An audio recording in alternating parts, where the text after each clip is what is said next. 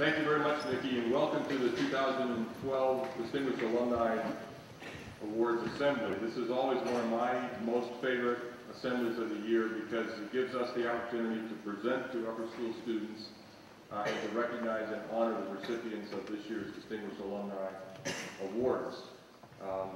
These recipients were chosen by the Distinguished Alumni Awards Committee, and you're going to hear just a little bit later from Mark Breeden, who is a Kinkaid alum and the chair of that committee. But I want to thank very much the Alumni Association and especially the members of the Awards Committee for their careful, thoughtful diligence on this. They spend many, many hours together collecting not applications, but recommendations from our community, and they sort through all these and they come up with some great decisions. And part of this, of course, is the recognition of seniors, two seniors who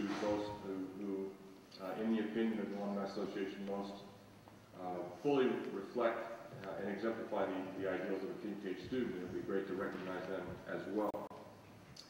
The United States Military Academy at West Point has a metaphor that they use to describe the sense of longevity and placements of cadets and graduates.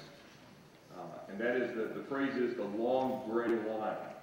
And what that means, of course, is that there were predecessors of current students who graduated from the United States Military Academy and then went to serve their country, and there will be always followers. So that they want to try to locate each current cadet in that tradition, in that line.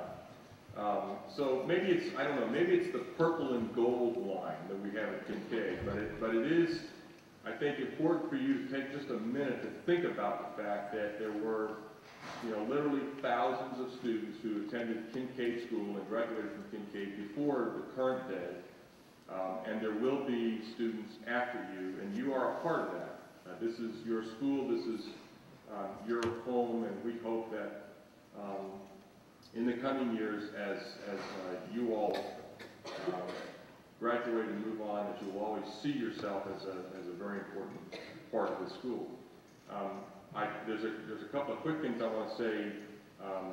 Our distinguished young alumni today is Eric Layden, and he will be introduced more formally in just a minute. But when he was a senior in 1997, that was actually my first year as headmaster. That was before we had this beautiful building. But in the Blaffer auditorium, the old Blaffer, we were gathered there in the spring of 1997 to have the same assembly. And the recipient of the Distinguished Young Alumni Award that year was a graduate of the school from 1985. So 12 years between her graduating from high school and her being recognized as a Distinguished Young Alumni. I said at that assembly, and I've said at every assembly since, that it is very likely that someone sitting in this audience right now will be recognized at some point in the future as a Distinguished Young Alum or Distinguished Alumni. So I'm very grateful to Eric this year because he's the first student who's proven me right about that. So Eric, thank you very much. Let me introduce to you the recipients of our awards today, and we're going to hear from Eric a little bit later on, but I want to introduce the other two award winners here and say just a little bit about them in the third. Dr. Barnett, good to see you. First, the distinguished honorary alumnus, Chip Curitan, and let me introduce him, and then I'm going to ask him to stand and let's recognize him. Chip Curitan was born in Santa Cruz, California, and attended public schools there. He graduated from Stanford University with an AD degree in history in 1967. He was in the Navy for 3 years, serving two tours of duty in Vietnam, where he received a field promotion to full lieutenant. He received an MBA from Harvard University in 1973, joined the corporate finance department at Rotan Mosley soon after that, and in 1978 he founded an investment banking firm, Curitan & Company, where he worked until 1999 when he joined the Gulf Star Group, also an investment banking firm. Mr. Curitan has been very active in the community, having served on the boards of a number of nonprofit organizations, as well as chairing the boards of YES, Prep Public Schools, and Teach for America Houston. He has been a member of the Kinkaid board since 1986, was chair from 1993 to 1995, was chair of the land committee that was so very instrumental in our securing the property next door, and is currently a life trustee. It's an honor to recognize Chip Pearson.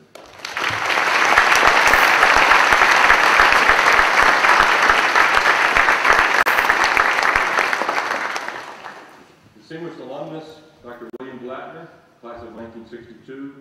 Dr. Blattner entered Kinkaid in 3rd grade and graduated in 1962. He attended Beloit College in Wisconsin for 1 year before transferring to Washington University in St. Louis, where he graduated Phi Beta Kappa with a major in English. He attended Washington University School of Medicine and graduated Alpha Omega Alpha. He did internal medicine training at Strong Memorial Hospital at the University of Rochester School of Medicine and at New York Hospital, while Cornell College, Medical College in New York as well. He served in the public health system in 1973, where he began a 22-year career of research and retired as captain in 1995. During his tenure at the National Cancer Institute, National Institutes of Health, the nation's premier medical research facility in Bethesda, Maryland, Dr. Blattner made groundbreaking discoveries that have impacted the health of the world. Most notably, he was a member of the team led by Dr. Gallo, credited with the discovery of the virus, human immunodeficiency virus, which is the cause of AIDS.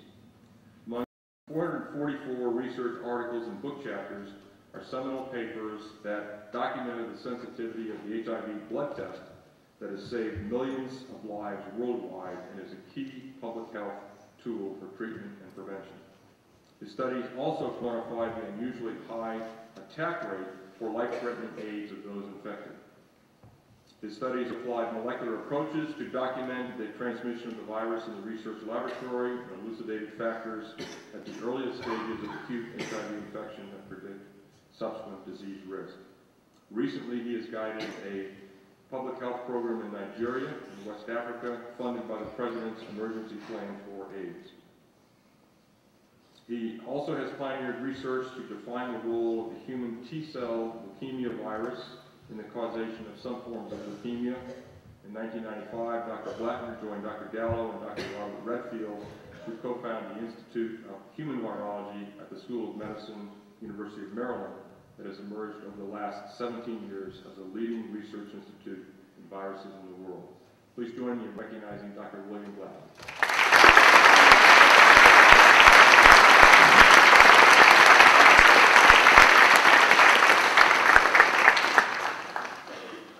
The distinguished young alumnus recipient this year is Eric Layden from the class of 1997. Eric Layden is a series regular on the hit AMC original series The Killing. The crime drama returned April 1st, 2012 for its 2nd season.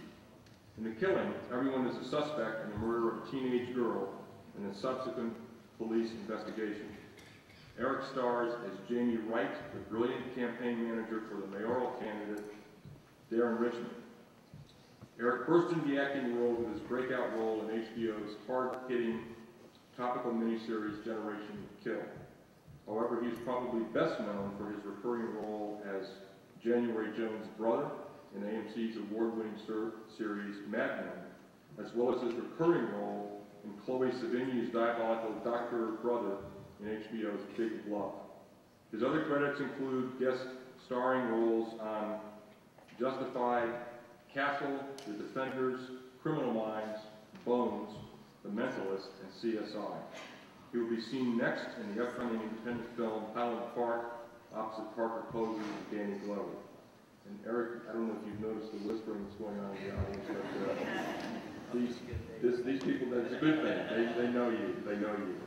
He will be speaking in just a few minutes. Join me in welcoming back to Kinkaid, Eric Layden.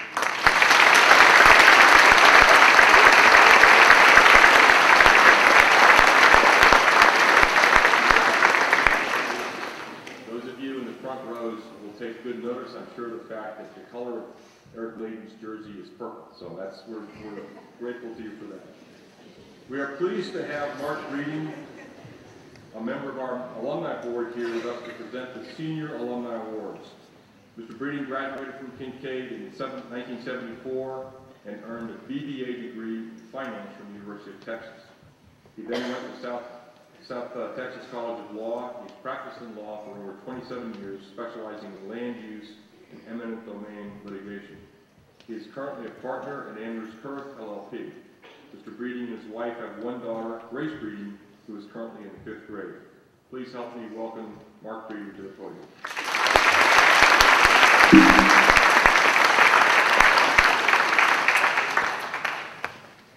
Thank you, Don.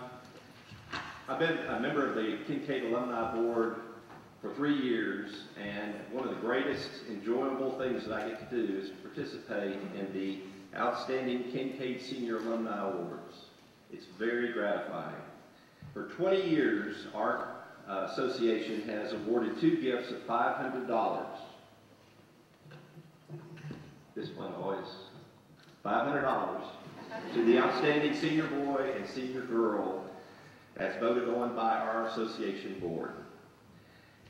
The award is designed to represent the Kinkaid dedication that we all have for academics, extracurricular activities, and volunteer. I know that sounds like a lot of awards that are provided, but our idea is to recognize those students who may be a little bit under the radar screen, but are leaders, but not necessarily the class president or maybe the MVP on the sports team, but they work diligently and volunteer for various things and sometimes aren't recognized for what they do. Each year our job gets harder and harder because we have so many outstanding nominees. I want to thank all of the seniors and the faculty for taking the time and effort to help provide us with nominations. I'm pleased to represent the Alumni Board in announcing the winners of the class of 2012. Please come forward to accept your award after I call your name. The graduating senior girl who will receive this award has been described in the following ways by those who have nominated her: caring, thoughtful, and very insightful, remarkably mature and able to truly see the big picture, respected by peers and faculty, and a true leader. She entered Kinkaid in the 6th grade. She's a cum laude student, on the honor roll her entire career at Kinkaid, a peer mentor. She has aspirations to become a doctor. She's president of the Kinkaid Interdivision Tutoring and captain of the cross-country team. The 2012 award for Alumni Association for a Senior Girl goes to Sheridan Schulte.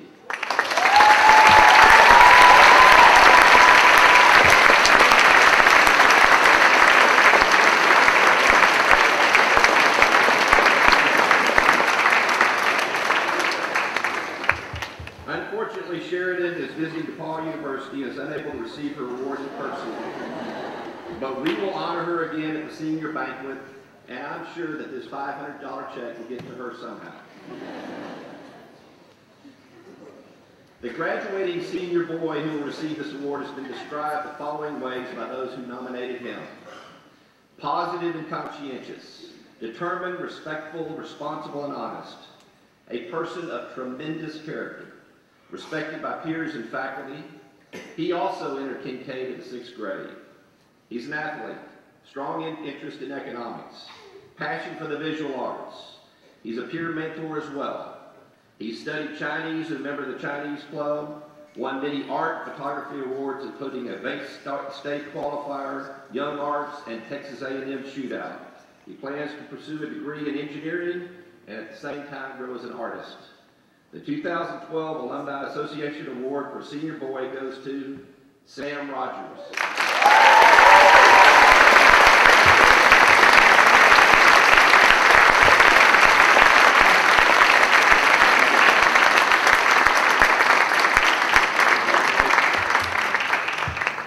Forget this.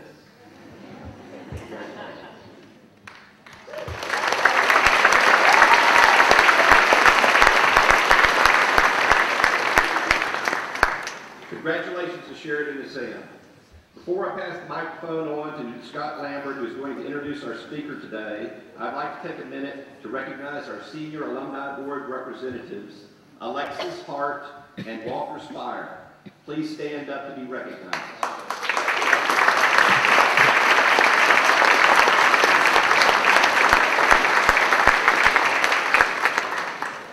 you for an outstanding year of service on the Kinkaid Alumni Board. We really appreciate your help.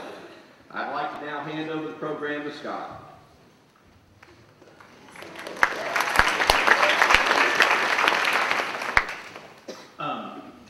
I don't know if most of you know this, but for 17 years before I moved into the dean's office, I was the director of drama here.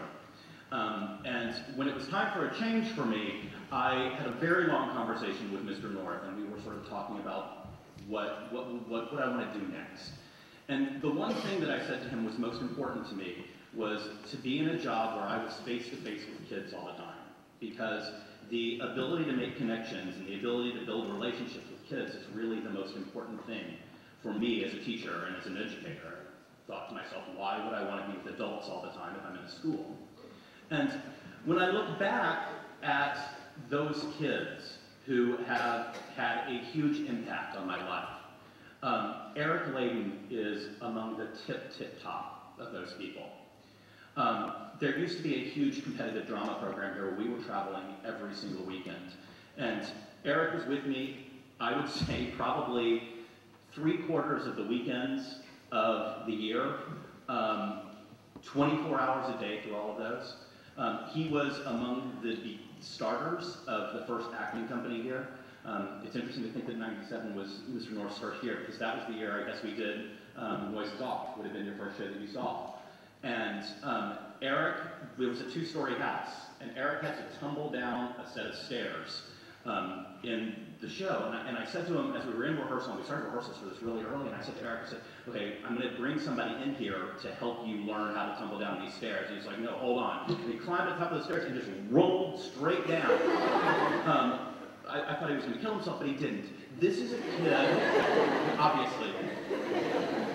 Eric, to me, absolutely exemplifies what we're here about at Kinkaid. He is our 4 core values. He is honest, he is respectful, he is responsible, and he is among the kindest people that I know. And I am pleased to introduce him to you. I do want to say to you that, and Mrs. Lambert will attest to this, that there have been times that the TV is on and I'm falling asleep at night, and the TV's on, and all of a sudden I hear this voice. And I hop up out of bed, and I'm like, oh my God, that's Eric. And you're going to hear him speak in just a second. He has the most distinctive voice that you will ever hear. And so whether it's showing up on some Pepsi commercial, or I don't know what it is, Taco Bell, whatever it is he's advertising at that moment, Eric wakes me up at night. And I actually want to read one part of his bio that you didn't hear, because it has to do with his voice, and I think it'll give you another sense of him. Eric is blessed with an extraordinary speaking voice, as evidenced in his role as Cole McGrath in the hugely popular 2011 PlayStation 3 video game, Infamous 2, and as Ellis in the 2009 cooperative first-person shooter game, Left 4 Dead 2. In a complete change of pace and genre, he voices History Channel's new Mudcats, a series about the adventures of real-life Oklahoma mudcatters and the history behind the hand fishing tradition which began in the 1800s. Now, listen for his voice. But before you do that, I want you to take a look at Eric's reel. So if you'll just look up here for a second, you're going to see a good solid 2 minutes of who Eric Layden is. But more than anything else, he is a person I am so proud to call a friend and a former student. Here he is.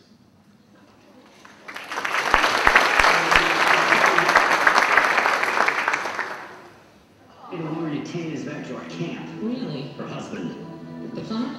plumbing contractor, been a dead weight on our ass for years. Didn't that guy have his license revoked? No, just suspended, paid a little fine, no biggie. So?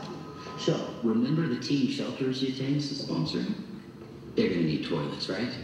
She can't give her husband a job, but you can. So I traded my rubber stamp for her endorsement? Well, come on, Darren, some plumber's gonna get the job anyway. Why shouldn't you benefit from it?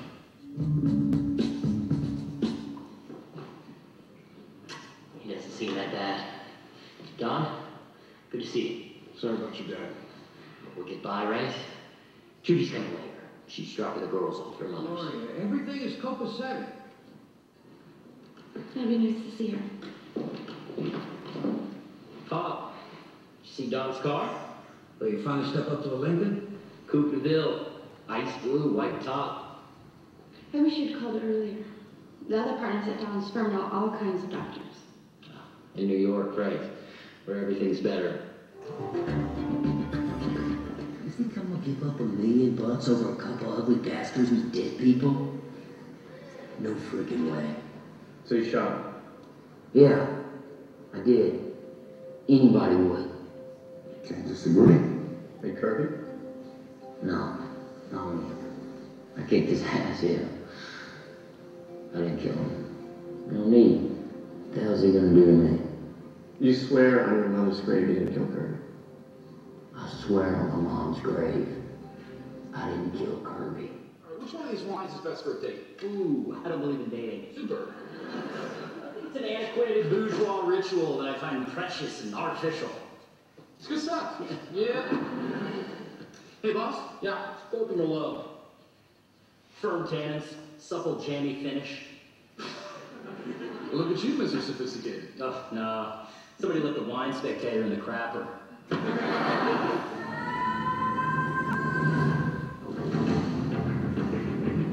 What did you say?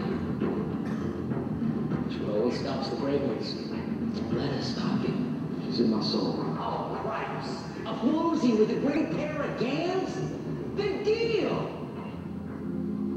Now I can't even see. Oh, yeah?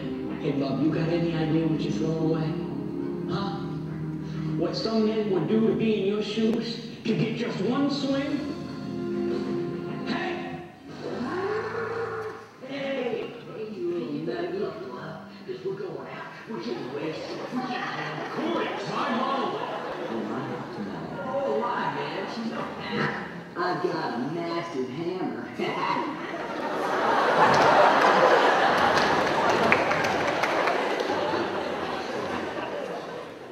Tempting me to do things I couldn't have imagined.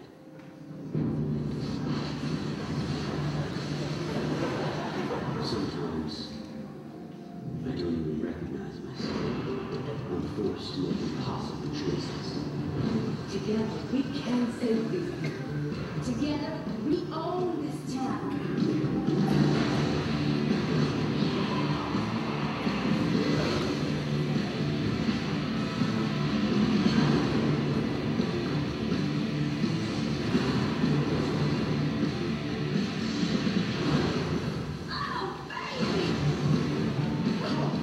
Right or wrong, it's my life, and I choose how to live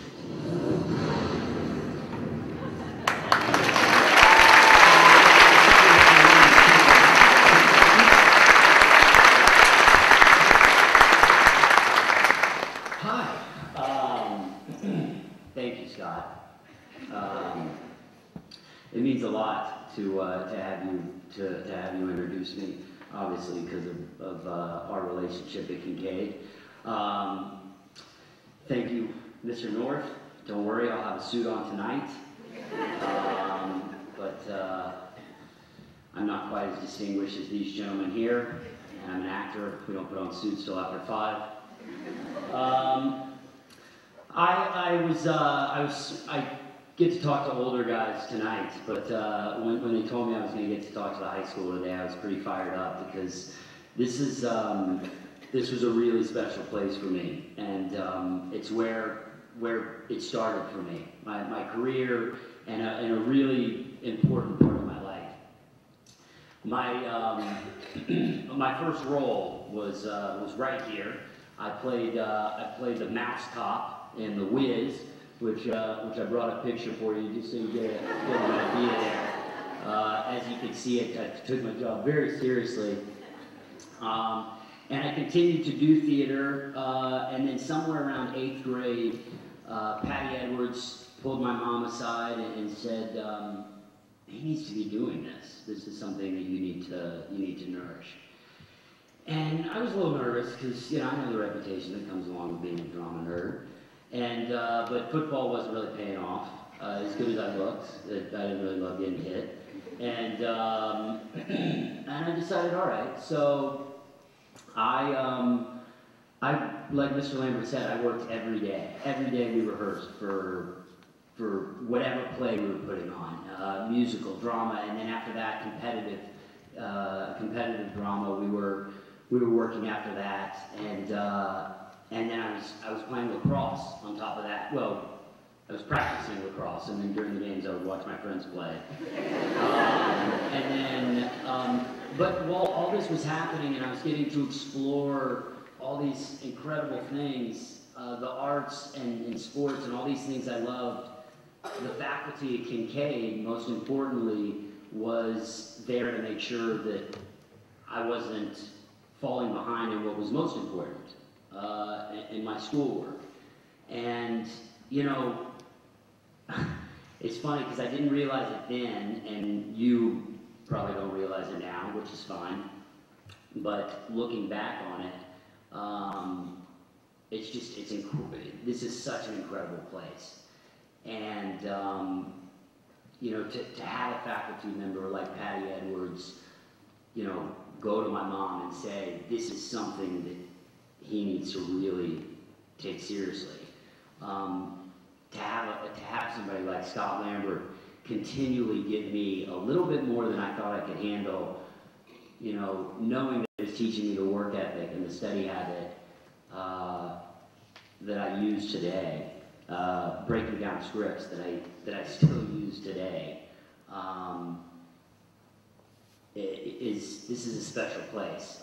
And like I said, the same while the faculty members, I look back, I see Miss Eason, I see all these special faculty members who I recognize, and you know, did not make it easy on, I assure you, but I do want to say thank you very much to all of you, because if I didn't say it then, I'm saying it now. It meant a lot, so thank you to all of you, especially you, Scott. So I left Kinkaid and I went to USC. I got a degree in theater and then decided I was going to be an actor. So I did what all of you probably are going to do after you get a degree from college. I got a job at the Cheesecake Factory. And when I wasn't slinging Cajun jambalaya, I was trying to get a job as an actor. And I did all I could to try to get my first agent, because, you know, that's what I thought I needed to do. So I was stuffing headshots with my very first headshot, which I brought also. Yeah.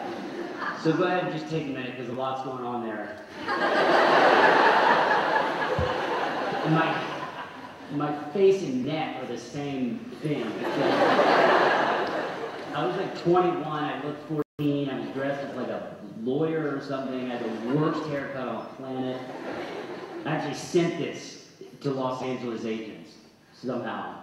It's a miracle I'm working today. But I sent that out to like 300 managers and agents, and one poor guy in the valley called me back. And I got an agent out of it, and over the next 4 years, I cold called for insurance companies, and I bartended bar mitzvahs, and I worked at all sorts of different restaurants and bars, and at one point I thought about turning my car into a cab, because I figured, well, you know, if I'm driving to auditions, I might as well make money. And eventually work started to come. I got some commercials, and I got some TV gigs, and I was able to quit the crummy jobs, and I enrolled in more acting classes, and thank God I got some new headshots, and things were good. I was a working actor. I was paying my rent. I mean, things were happening. I mean, nobody would know who I was, but I was doing what I loved, and I felt like I was moments away from my big break, and you know. Then all of a sudden, you know, out of nowhere, it just stopped. And that's when my, you know, I think my ethics and my study habits and the things I learned at Kinkaid had to kind of kick in, because for about a year and a half, I just had no work. And I went on audition after audition after audition, and for probably 14, 15 months, I could not buy a job. And unlike the majority of jobs out there where they just say, no, we're gonna go a different direction, when you're an actor, they say, no, you're not good looking enough, or no, you know, you're not tall enough, or we're gonna go blonde or brunette or more athletic, or something like that. And it was the first time in my life, and I was 27, which sounds young for us, but for you guys probably sounds old. But I was 27 years old. Most of my friends at Kinkaid had jobs they'd been in and had been paying for quite a while. And some were married, and a few of them had kids, and they all called me and wanted to know what the hell I was doing. And I had wondered for the first time what the hell I was doing. And then my agent called me and he said, I have an audition for you. And I said, all right. And he said, go on it tomorrow. And I said, all right, I'll go, and then I'm gonna reassess. I don't know if I'm gonna be able to do this. And that audition turned into 9 callbacks and a phone call I'll never forget for a job called Generation Kill, which was an HBO miniseries that changed the course of my career and my life. And the reason I kind of tell you that is because, again, it was that time that, you know, it was the ethics and the study habits, the work ethic and the study habits I learned at Kinkaid that kind of got me through that time period. And it was because I was doing what I love. And before I finish, I just want to show you a little bit of a documentary I shot. HBO sent me a camera and asked me to shoot a behind-the-scenes documentary of my time. And this will probably give you the best idea of what it's like to be on location on a movie. So this is just a quick little video that I shot. It's all behind-the-scenes footage from my time in Africa of Generation Kill. The very beginning of what you're going to see is boot camp. It's the first 2 weeks there where we basically worked with Marines. We woke up at 4 in the morning, worked with them, trained with them, physical training and classroom training, and then after that we start filming. And the one thing to make note is the gentleman who I refer to as Rudy, who's sitting in front of me in the Humvee, he's an actual Marine, so when he talks about bringing back memories of going to war, he's actually talking about being in Afghanistan. Watch this, and this will give you a little bit of an idea of what it's like to be on a movie.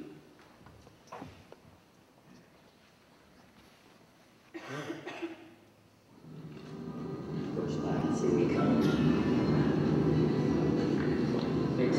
We are about an hour away from landing in Johannesburg, and luckily I'm sitting next to Paolo, who's from Mozambique, and you and I are going to go out for a drink when I get there. Of course. I'm not going drinking. We'll go for a drink glass. So Alex, what are you doing over there? You already reading? Yeah, I'm trying to Today's going to be the day that, violence will lead the way. We just go we'll do a lot of here.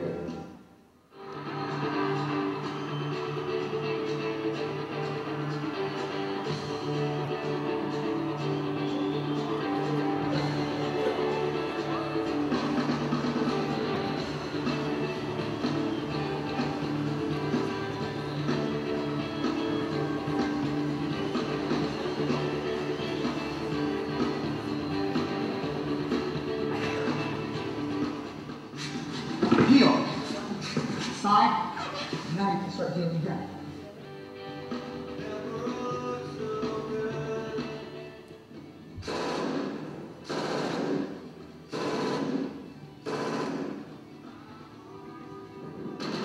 Before lunch every day, for those who want it, Rudy does a pre-lunch workout. Before lunch. I'm gonna call it. He should have bin.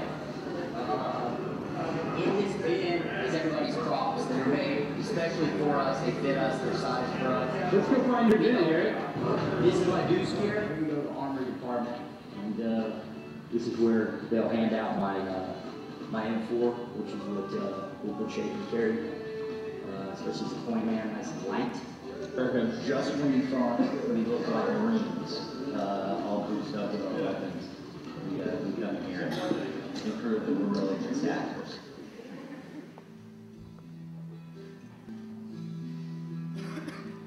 Here we are. We running down, we're off. This is dedicated to the scene that we've been waiting to shoot for the last 2 months since we got here. See these Humvees go through this terrain, it brings back memories, and I just can't tell you, when we first came in, we'll go through our walk-through, talk-through, I see this actor over here with the RPGs, and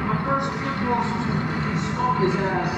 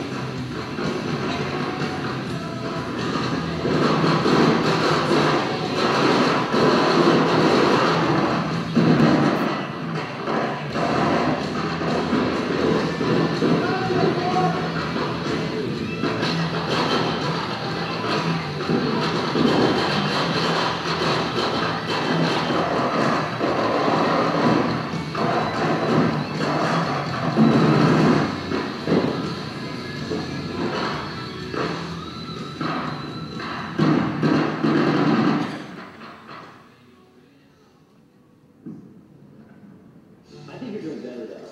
Oh, you think so? Yeah, like on a scale of 1 to 10, your acting's probably getting up there to about a 7. Oh, really? Yeah, which is good. I mean, you started at a 4.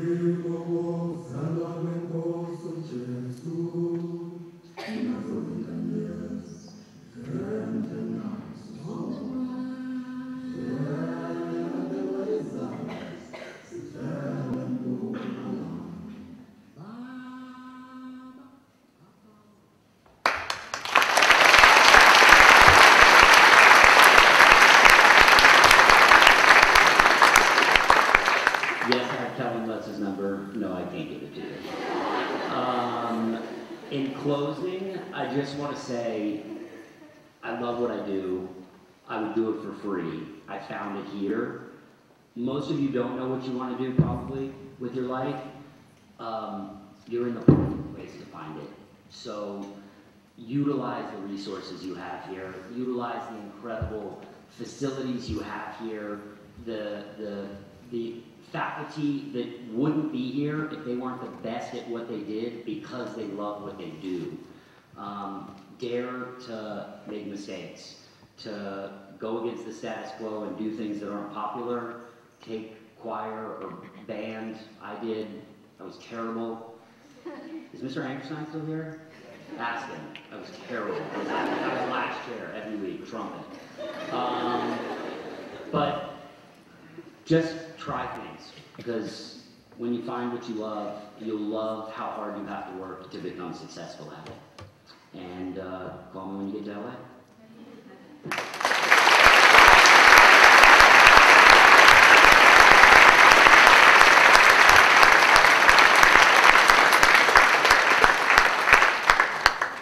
Thank you very much, Eric. Lots of great messages there. Lots of great messages. Passion, knowledge, work ethic, determination, resilience, following your dreams. Those are great messages for us to hear, for all of us to hear, which apply so clearly to Eric and his storied young career, but for you as well, and when you determine what you want to do professionally. So thank you very much. When Mrs. Kinkaid founded this school in 1906, her goal was for the school to provide an education that would develop the whole child. In looking at Eric's career, I know she would be very proud of how he has embraced all Kinkaid had to offer and of the job that our teachers did in helping encourage him along the way. In closing, I would like to thank Honorary Distinguished Alumni Award recipient Chip Puritan and Distinguished Alumnus Dr. William Blattner. And we look forward to your comments tonight. There will be a program tonight in which we will honor these three recipients and the seniors as well, and they will have the opportunity to speak. And also want to thank and congratulate Sam Rogers and in absentia Sheridan Schulte for their award. So let's give all these award winners one last.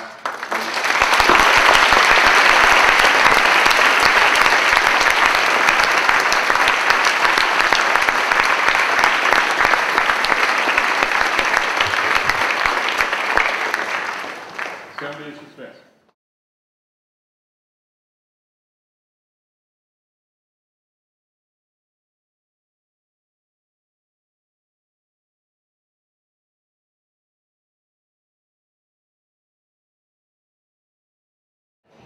Well, good evening. It's a great pleasure to welcome you to this distinguished alumni event for the 2011-2012 school year. We've got a great turnout, and I'm just delighted that so many people are here to take part in the honoring of our Distinguished Alumni Award recipients, and I hope that several of you will be able to stay afterwards for wonderful food and adult beverages and good conversation in the lobby.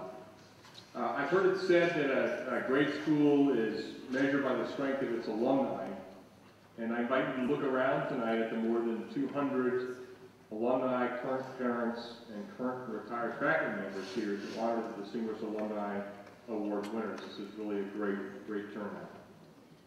And I understand also that maybe for some of you this is the first time back to the campus for some years, and I'm delighted that you're here, and I hope you'll return often. If you have not been back to the campus in some time, then you'll notice that the face and the body of the school look different. In the early 1990s, Kinkaid built a middle school building and a new gymnasium. I was talking with an alumnus of the class of 1992 in the lobby before, and she was just talking about how different everything was, because when she was a student here, the middle school and the upper school were all in the upper school building. And now the middle school has its own building. In 2000, we opened the new lower school building. In 2002, we moved into this theater, and we are in the Brown Auditorium, which replaced the Blaffer Auditorium. And as many of you know, the Blaffer served Kinkaid quite well from 1957 until 2002. In 2004, we opened the Center for Fine Arts, Student Life, and Administration. We completed the arcade in front of these buildings and the quadrangle between the cafeteria, the theater, and the middle school. Just a few years ago, we refurbished our playing fields and installed artificial grass on those fields. And just for your information, the baseball team is playing Lamar High School right now on the new fields. So the face of the school is different, certainly, but I think it's important for you to understand that the heart and the soul of the school remain true to the vision established by Mrs. Kinkaid and carried out by John Cooper and Carl Allen. In 1989, the Alumni Association was begun to act as a liaison between the school and its former students, to offer beneficial and stimulating activities for alumni, and to promote and maintain alumni participation in the life of the school. Over the past 23 years, the Alumni Association has been responsible for sponsoring evening programs of continuing education, holiday parties, a famous taco booth at Field Day. And if you have not signed up for the taco booth, I encourage you to do so. And of course, Reunion Weekend, which begins tonight, with the creation of the Zach Samander Memorial Golf Tournament, which was established by alumnus Steve Retzloff, and the Sporting Clays tournament, which was also started by a Kinkaid alumnus. The association has been able to establish 2 endowments to provide financial aid scholarships for deserving Kinkaid students. I want to take just a few minutes to talk about the school's acquisition of the land next door and tomorrow's promise, the capital campaign supporting the purchase of the land. The campaign is, I'm happy to say, going exceedingly well. We are currently at 90% of our goal, and we are confident that we'll reach the goal as we reach out to our broader community for support. The land itself, though, what an extraordinary opportunity for Kinkaid. We go from 40 acres to nearly 65 acres, a 60% increase in total land available. For a school 106 years old, recognized nationally for its excellence, and in the 4th largest metropolitan area in the United States, this is truly unprecedented. The land will add to the physical beauty of the campus, of course. It is a beautiful piece of land, but more important is the value, both educational and operational, that the land affords. Additional playing fields, an expanded backyard, which is our outdoor classroom space, along with an outdoor education building, a solution to our parking and traffic challenges, which continue today, the opportunity to build an exciting, state-of-the-art, 21st century upper school building. All these and others will bring immeasurable value to Kinkaid and ensure its place among the leading independent day schools in the country. It's now my pleasure to introduce to you Annette Fabian Stevens, a graduate of the class of 1982. Annette is chairman of the Distinguished Alumni Awards Committee, and we are very pleased to have her here to lead the ceremonies tonight. Annette graduated from Dartmouth College in 1986 and then received her law degree from the University of Texas School of Law. She began her career with Vincent & Elkins, and after a 10-year retirement to raise a family, she returned to practicing law at Allen, Boone, Humphreys & Robinson. She and her husband Rand currently have 3 children who are all Kinkaid students. It is my pleasure to welcome Annette to begin the awards ceremony.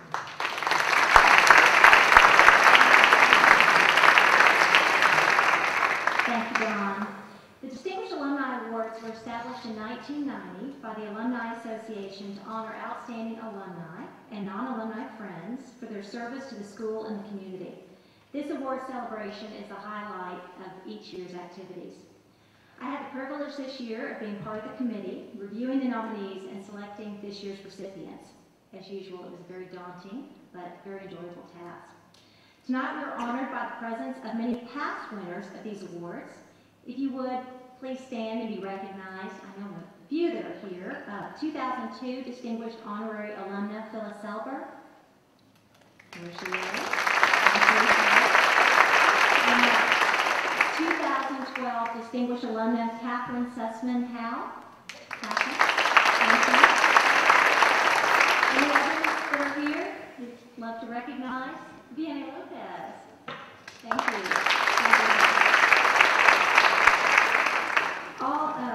I'm now pleased to give the microphone back to Dawn, who will introduce our distinguished honorary alumnus.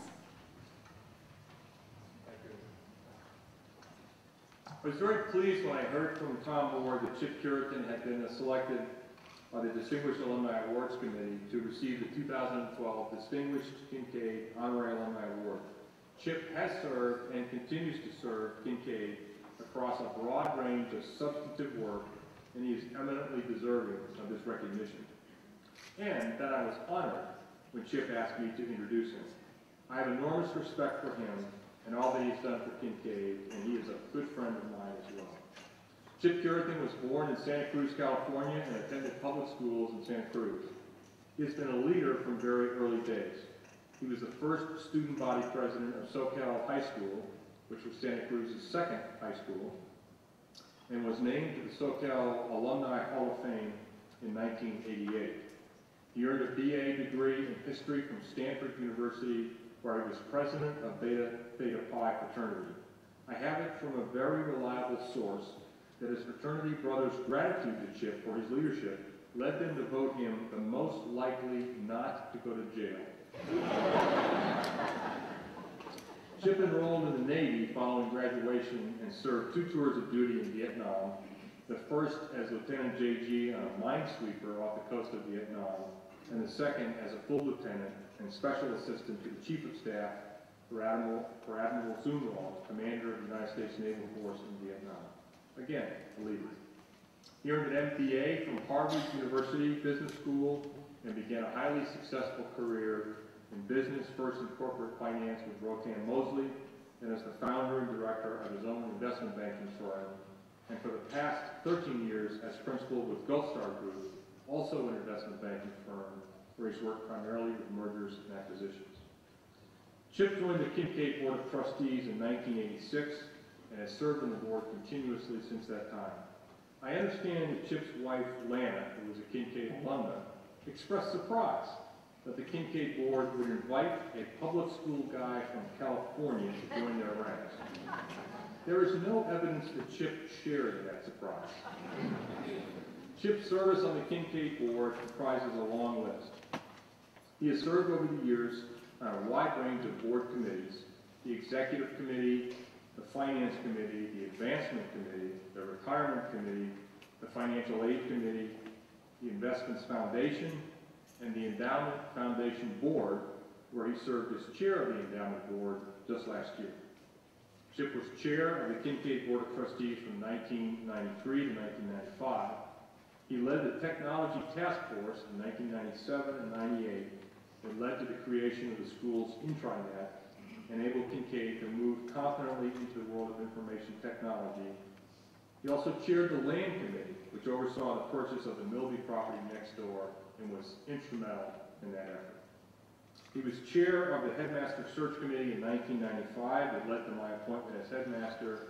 The board has graciously given Chip a chance to redeem himself from that outcome, and he's again serving on the Head of School Search Committee right now.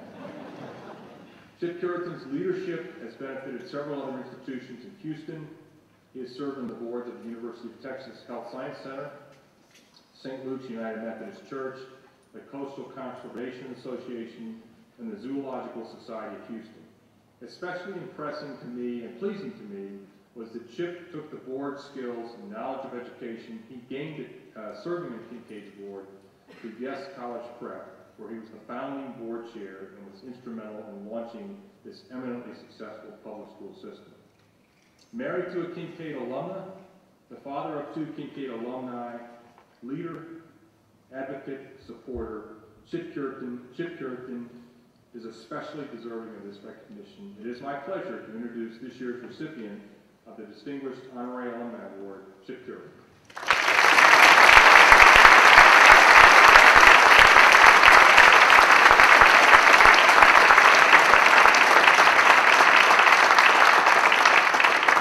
Thank you, Don, for that very nice introduction. I really appreciate it. Thanks very much for coming out this evening. I know all of you have a lot of demands on your time, and we appreciate you sharing these awards with us. Thanks very much also to the Alumni Association Board for conferring this honor on me. I have to confess that I've secretly coveted this award for years. You could have knocked me over with a feather when I got the call from Annette Stevens telling me that I'd been selected. I was thrilled. I have the highest regard for Kinkaid alums. The board used to get a report after the Kinkaid graduates' first year in college. And as often as not, the students' grades were as high or higher for their freshman year in college as they'd been at Kinkaid. That is thorough preparation. Many of the things we do currently at Kinkaid have their origins with Mrs. Kinkaid. She had scholarship students back then. The school offered a variety of curricular and extracurricular activities in an effort to educate the whole child. She took gambles on children who seemed to be leaders or have a lot of promise, who didn't necessarily score highest on the entrance exams. I'd like to spend a few minutes telling you about the 26 years I worked off and on the acquisition of the land next to Kinkaid. I chaired the land committee. It had to be the longest standing ad hoc committee in the history of the school. As many of you know, the land is a 25-acre tract that adjoins Kinkaid on the west side of the campus. It increases the campus size by more than 60% from 40 to 65 acres and really sets up Kinkaid for the future. It will allow for on-campus parking, as Don mentioned, have ample room for playing fields, and will result in an expansion of the current backyard, which is the bio cleaned up and in its natural state. There probably won't be any academic buildings built on the land, but it'll allow for a new upper school to be built on the existing parking lot sometime in the future, as well as a parking garage so that all the students will be able to park on campus rather than being shuttled to off-site parking as they are now. We talk about this being a 100-year decision, but I'm convinced it's a perpetuity decision. The school will not get appreciably larger in the future because a larger school would not have the same feel, such as small class sizes, faculty knowing the students' names, etc. In addition, we do not want to create more traffic on San Felipe. My first exposure to the project was around 1986 when Glenn Ballard told me that the then Mrs. Selden had said when asked if she would sell the land to Kinkaid, not only no, but hell no. At that time, we weren't the greatest of neighbors. When we were asked to fix a fence or mend a gate or stop the practice of visiting team buses idling their engines next to our fence during football games, we weren't necessarily responsive. On one of our early attempts, we sent Jake Hershey over to talk to the by then Mrs. Milby. Jake had been the best man in Mrs. Milby's wedding to Charlie Milby. Mrs. Milby and Charlie were both in their 80s when they were married. Jake came back saying that he'd never had been through a negotiating session like we'd just been through. It started with him saying to her that the land closest to San Felipe was more valuable than the southern part of the tract, which is heavily ravined and in the floodplain. By the end of the discussions, Mrs. Milby said that all of the land should be valued the same because you could build houses on stilts in the back. I'm sure Heidi Point would love that idea. After his visit, Jake and I were to write letters to Mrs. Milby. He'd met with her on a Friday afternoon, and on Monday morning, a copy of Jake's letter was on my desk. I was embarrassed because I had not written my letter yet, and I called him to thank him and tell him that I was impressed with his punctuality. And Jake, who was well into his 80s by then, said, "Procrastination at my age does not make sense." We then went into several years where we'd have sporadic contact with the family, but our discussions would break down with no appreciable progress. Our biggest fears were that Mrs. Milby, who's very environmentally conscious, would donate the land to the Nature Conservancy or the Audubon Society, or that a high net worth individual might like a 25-acre home site next to Kinkaid. We didn't fear of a developer buying it because Mrs. Milby, being very conservation oriented, would not like to see houses built all over the property. We were lucky that the property could only be used for single-family dwellings. If it were located where high-rises could be built on the property, we might have been looking at valuations of $80 to $100 per square foot, like St. John's would have to pay currently if they wanted to acquire land next to them. This compares to the $20 per square foot that we paid for the Milby land. When we realized we weren't making any real progress on the Milby tract, we began to look into Plan B. Our first attempt was in the year 2000. We became aware of a tract of about 20 acres located directly south of Kinkaid across the bayou. The southern end of the tract backs up to Westheimer at Old Farm Road. We walked the land. It had several pluses, one of which was that it would allow for another access point to the school from Westheimer, but it would also require a $1 million plus bridge across the bayou and approvals from numerous agencies to build the bridge. We negotiated back and forth for a while and made an offer of $14 million, which was not accepted. When we received that response, we realized that this was a distant second choice, so we broke off negotiations. We then spent some time on Plan C, which was to look for non-contiguous parcels where we could build playing fields on an interim basis and hopefully resell the land in the future if we got the Milby tract. We looked at numerous parcels within a 5-mile radius of Kinkaid. We made an offer of $5.5 million on two contiguous tracts on Walsh Road north of Del Monte, totaling 4.3 acres, which was not accepted. We found a tract south of Westheimer off of Dunvale, but we did a crime survey and could not get comfortable with that location from a safety standpoint. The next point on the curve came in the summer of 2007 when fellow trustee John Beckworth was contacted by a woman who said she represented Mrs. Milby. John and I began discussions with her. The highlight of those discussions for me was when she said the land should be valued the same as the land at the corner of Woodway and Voss, which Second Baptist had recently bought for $80 a square foot. Never mind the fact that that corner has a very high traffic count and has retail establishments on it, and that Mrs. Milby's tract could only be developed into single-family houses. That price, by the way, would have put a mere $80 million valuation on Mrs. Milby's land. None of these conversations resulted in any tangible results. In November of 2009, John Beckworth got a call from Jack Allender, a former law partner of his from Fulbright and Jaworski, saying that Mrs. Milby and her family would consider selling the land. Some of you may know Jack. He specializes in complicated family transactions, so his experience was invaluable. He did an outstanding job of representing the Milby family's interests, but at the same time was key to our getting the deal done. We then began months of negotiations. The land was owned by Mrs. Milby and her 3 children, so it was an extremely complicated negotiating effort. Kinkaid had 3 advantages in the negotiation process over other potential buyers. 1, we'd give her a life estate in the property. 2, we wouldn't develop houses on it. And 3, we'd preserve the buyout. Another buyer would most likely not have been willing to tie up the property for an indeterminate amount of time by granting a life estate. We agreed that both sides would give appraisals. Ours came in at $13 million, theirs came in at $22 million, and contained the pregnant comment that, quote, a strategic buyer would pay more. I wonder who they had in mind. So we had quite a gap to cover. The seller's opening price was $25 million, which they said was justified by their appraisal. We went back and forth numerous times, and finally we were at our absolute maximum bid of $20 million, which they did not accept. Once again, we were bitterly disappointed. But 2 weeks later, Jack Allender got back in touch with us and said that the family would accept the $20 million offer. From then on, it was fairly smooth sailing to get to the point of negotiating and signing a contract. There were several key players in this saga. First is Don North, who developed a genuinely friendly relationship with Mrs. Milby and became a good neighbor.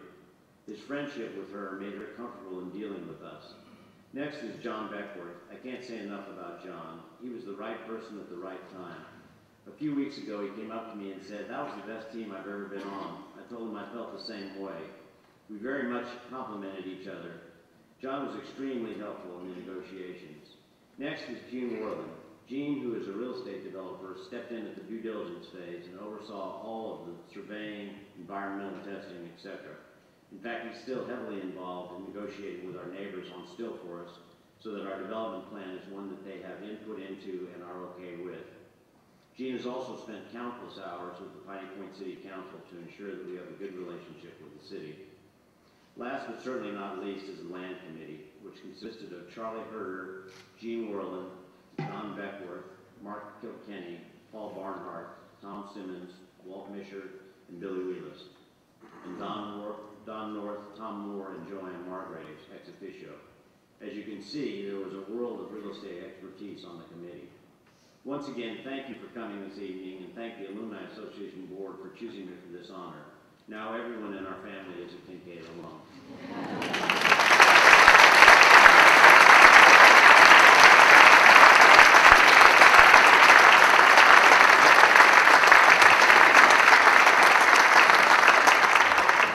Thank you, Chet, and thank you for all of your hard work for the school. We really appreciate that. We'll now move on to awarding the Distinguished Alumni Award.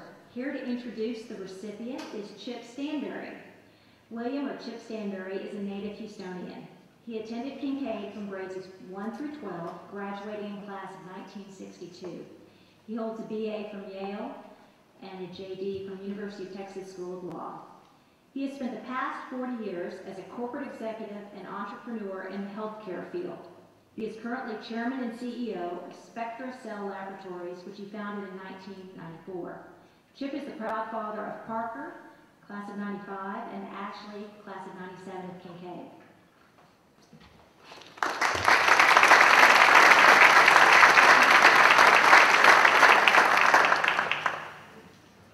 Thank you. Last night I was with a classmate friend of mine, Adrian Ross, and she said, "Have you got your speech all ready for tomorrow night?" And I thought, speech? All I have to do is read Bill Blattner's resume, which is far more important and interesting than anything I could have to say. I will say on a personal note, it's my first participation in this kind of program, and given that it's reunion weekend for my class, which I believe is the oldest class conducting a reunion, I do treasure the years I spent at Kinkaid, and one of those treasures is treasuring the friendships, even with people who, like Bill Blattner and I, haven't seen each other in 50 years. But the Kinkaid experience creates a bond, corny as it may sound, that lasts a lifetime. And that's one of the things I treasure about this school. Bill entered Kinkaid in the 3rd grade, though actually he and I knew each other. Before that, as young kids, our parents lived in the same neighborhood, and Bill and I hung out together when we were 5 or 6 years old, so I've actually known Bill for almost 65 years. I'm going to have to read his resume. I thought about committing it to memory, but it's too important and it's too significant to trust my memory. I will say one small personal aside. There are a few of my classmates here tonight. When we had an assembly program one day when I was in school, they were hard up for entertainment. And somehow or other, I volunteered to recite Edgar Allan Poe's The Raven from memory. That's how hard up the school was. At any rate, I did it, but that was unfortunately probably the height of my mental capacity, and it's all been downhill since then. So I'm going to have to read Bill's resume to you. Let me tell you about some of his accomplishments. He graduated from Kinkaid in 1962. I think when I signed his yearbook, I wrote, "Dear Bill, I expect you to become a world-class physician and medical researcher whose work will influence positively millions of people across the world." I may not have exactly written that, but that's what happened. He graduated from Washington University, Phi Beta Kappa, with a major in English. He then attended Washington University School of Medicine and graduated Alpha Omega Alpha. He did his internal medicine training at Strong Memorial Hospital at the University of Rochester School of Medicine and at New York Hospital at the Weill Cornell Medical College in New York City. He then enlisted in the Public Health Service in 1973, where he commenced a 22-year career of research, retiring as a captain in 1995. During his tenure at the National Cancer Institute of the National Institutes of Health, the nation's premier medical research facility in Bethesda, Bill made groundbreaking discoveries that have impacted the health of the whole world. Most notably, he was the member of a team led by Dr. Robert Gallo, who was credited with the discovery of the human immunodeficiency virus, which we know as HIV, the cause of AIDS. Among his over 400 research articles and book chapters are seminal papers that documented the sensitivity to the HIV blood test that has saved millions of lives across the world and is a key public health tool for both treatment and intervention. His studies also documented the transmission of the virus and identified factors at the early stages of HIV infection that can predict subsequent disease risk. In a different vein, he's also pioneered research to define the role of the human T-cell leukemia virus in causing leukemia. I don't think I mentioned you, Bill. My wife is a leukemia survivor, and so that's a cause that's near and dear to our heart. In 1995, he joined Dr. Robert Gallo and Dr. Robert Redfield to found the Institute of Human Virology at the University of Maryland School of Medicine. That institute has emerged over the last 17 years as the leading research institute in viruses in the world. Recently, he's also guided a public health program in Nigeria, West Africa, funded by the President's Emergency Plan for AIDS Relief, that has provided prevention and treatment services to over 1 million people. Bill's been married for 37 years to his wife, Diane. I've known her for 5 minutes. I've known Bill for 65 years. She also has done interesting things, mothering 5 children and 3 grandchildren, and she's the co-founder and past president of the Hope for West Africa Foundation, which supports orphans and those infected with HIV across Nigeria. I'm truly proud to know Bill and to call you a friend, Bill, and it's an honor and I'm humbled to introduce you as the recipient of the Distinguished Alumnus Award.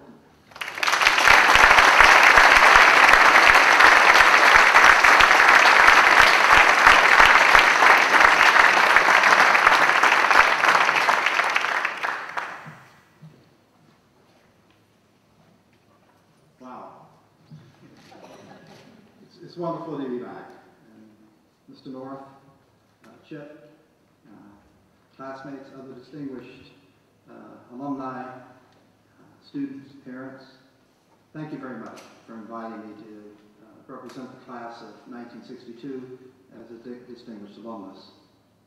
I'd like to say that the class of 1962 has many distinguished alumni.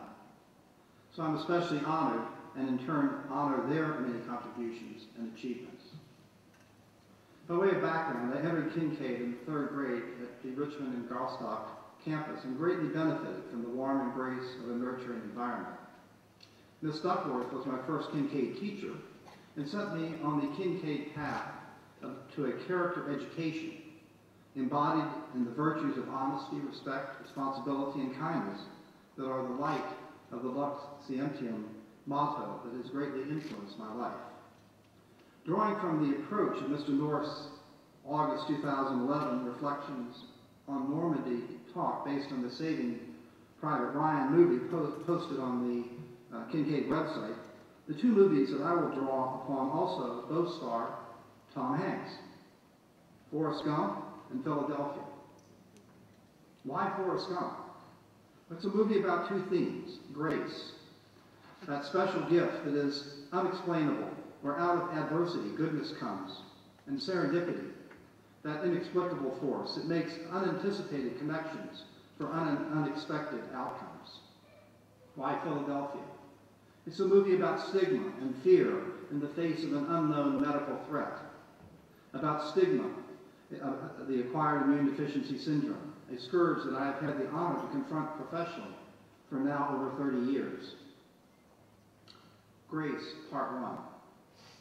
During my freshman and sophomore years at Kinkaid, 2 indelible events impacted my life. The first, on an errand with my dad at my grandfather's funeral in St. Louis, we observed a car jump the curb and slam a young woman at a bus stop to the ground. My dad, the medical founder of Texas Children's Hospital, and his successor, Mark Klein, is in the audience. I'm greatly honored to see you here. Thank you, Mark. Seeing this girl dying on the sidewalk, stopped and went over to her. There was a little restaurant right there. He said, "Get a spoon." So they brought a metal spoon out. They didn't have plastic, fortunately. He was able to pry her mouth open, get the clot out, and save her from choking to death. And then he rode in the ambulance to Barnes Hospital, where he had trained, paged the head of neurosurgery, and they saved her life. And she went on to become a Roman Catholic nun in the service of mankind. That experience influenced my decision to become a physician. Later that year, I developed severe fatigue and yellow jaundice, hepatitis caused by a virus. For the next 18 months, it was all I could do to get up and go to Kinkaid, where my teachers supported me through an illness that sapped all of my energy.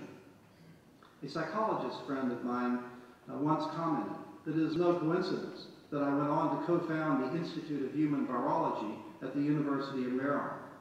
I am still at war with viruses after all these years. Grace, Part 2. I had a tough time with the SATs, those timed tests that torture someone like me who has attention deficit disorder, ADD. Having been rejected by the colleges I applied to because of my poor SATs, my Kinkaid counselor guided me to Beloit College in Wisconsin, where the foundation in writing and literature fostered at Kinkaid led me to become an English major, a skill set that has impacted my career as a professional writer of scientific publications. In my second year, I transferred to Washington University at St. Louis and graduated, as noted, Phi Beta Kappa, and then 4 years later from the medical school, Alpha Omega Alpha. I don't mention these honors out of braggadocio, but to highlight the grace that comes from a nurturing environment that fosters habits of scholarship and character to persevere in spite of initial rejection. Thanks, Kinkaid. Serendipity, Part 1. At the height of the Vietnam conflict in the early 1980s, I had the opportunity to apply to the Public Health Service, a uniform branch that targets public health and research. While my application to a team at the Federal Drug Administration did not result in my initial selection, Joe Fraumini from the National Institutes of Health, the premier medical research center previously mentioned, found me in the discard pile and invited me to join his team in the fledgling research arena of cancer epidemiology, the study of the causes of cancer. Going to NIH in Bethesda, I anticipated staying for 2 years, but 22 years later retired with the rank of captain. My attention deficit disorder turns out to be a great gift, sparking a creative edge for cancer and virus research that I've done for the last 40 years, because it allows me to see unexpected connections, the lifeblood of creative science. My training in logic and writing at Kinkaid prepared me well for authoring 400+ scholarly works. Serendipity Part 2. In 1972, at one of those end-of-year medical bashes, and you can imagine what they're like, and I'm between you and that bash now, so we'll pick that one pretty quickly. At Cornell, I learned that my colleague, Dr. Tim Rogers, and his wife Pam would be traveling for a year before he went into medical practice. So I offered to move their furniture, since I had none, and use it for a year until their return. I was especially interested in including their canary Ulysses, because as a young eligible, this sounded better than inviting a date to come up and see an etching. When the furniture arrived, Ulysses did not. The Rogers had left the bird with a friend of Pam's. I requested visiting privileges, and Pam thought that was a pretty cute line. So that's how I met my beautiful future wife, Diane, right over here. Say hi, Diane. She embodies many of the familiar qualities I remember in good friends at Kinkaid. Also, she keeps me humble and tracks me down when my ADD kicks in and I wander off.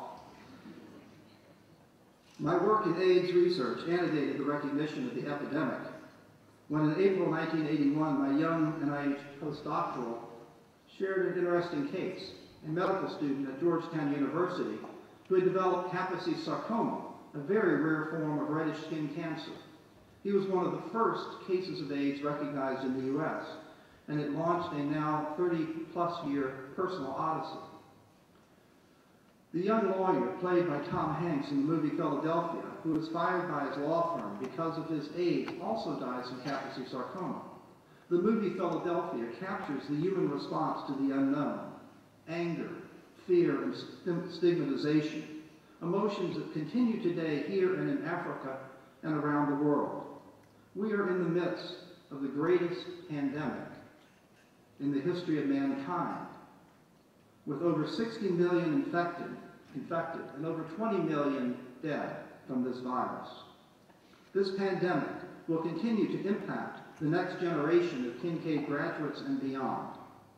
What should our character education teach us? First, more often than not, those infected experience stigma and suffer ill health, many dying with this secret rather than having it disclosed. Our response is to honor the dignity of the person, to love those infected and affected, and not to judge. I had that conversation with the students today. It was a great honor to meet them. At the time of the first case, I was working with Dr. Robert Gallo, a brilliant, passionate, and mercurial scientist, on the newly discovered and first human retrovirus, HTLV, cause of a form of leukemia. This, in my opinion, is the most important discovery in human virology of the last 100 years. Its discovery culminated a 60-year search for such a human retrovirus. At the time of the discovery, Dr. Gallo was constantly ridiculed by his colleagues for his, quote, rumor virus. But his discovery changed the course of history because it proved the existence of human retroviruses, and this proof and the techniques developed by Dr. Gallo led to the co-discovery of the human immunodeficiency virus. On a personal level, these were heady times. We were a small cadre of medical detectives sifting through complex information, meeting, discussing, planning, and testing hypotheses. I wasn't prepared for the complexity of human sexual and drug abuse behaviors that drove the early epidemic and continue today, as well as the circumstances of the sex trade in Africa that drive the epidemic today. I had to dig deeply into that wellspring of character to know that it is not our place to judge anyone, but to help with love and compassion. From those early days, the field has evolved remarkably to that turning point in 1995, when the first cocktails of drugs proved that it was possible to control the virus just like it is possible to take medications for high blood pressure and other chronic diseases. The clinic turned from a palliative care venue for dying patients to a place of hope and Lazarus-like rebirth of persons close to death regaining full health. It was also in 1995 that Bob Gallo, Bob Redfield, and I came together with a common vision to create an international center of excellence to fight HIV, cancer, and future threats to human health, the Institute of Human Virology at the School of Medicine, University of Maryland. Over the last 16 years, we have built the premier Virus Research Institute that integrates a multidisciplinary clinical, public health, and basic research paradigm that has touched the lives of hundreds of thousands. In 2002, another Kinkaid alumnus, George W. Bush, made the surprise State of the Union announcement of the creation of the President's Emergency Plan for AIDS Relief, an unheard of $15 billion public health program, now approaching over $60 billion, to expand HIV therapy to the hardest hit countries of the world. A humanitarian program with the practical goal of stabilizing countries threatened by massive death rates among their young and most productive citizens, the recipe for destabilization, anarchy, and the rise of Al-Qaeda-like threats.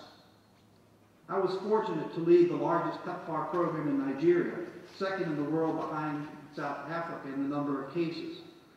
In our program, we treated over 120,000 patients and saved their lives, and tested almost 1 million, and saved tens of thousands of babies from becoming infected with the virus.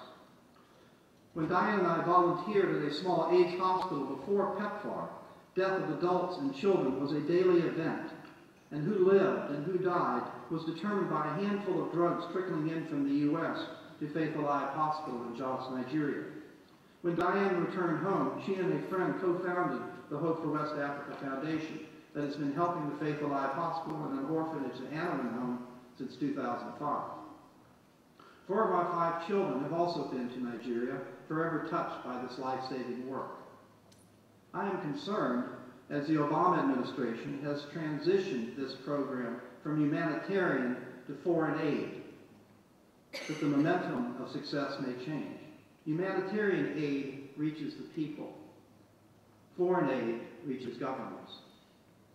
Nonetheless, I am hopeful that the training and infrastructure that we have built will translate into programs that will sustain the achievements of PEPFAR, treatment for over 2 million and a standard of medical practice that will have lasting impact to improve the quality of medical care in the developing world. I want to thank those Kinkaid teachers who shaped me as a person and the principles of character that guided my life's journey. I know that Kinkaid will continue to be a wellspring of dedicated service to the well-being of others, shaped by the virtues of honesty, respect, responsibility, and kindness. Thank you very much for this great honor.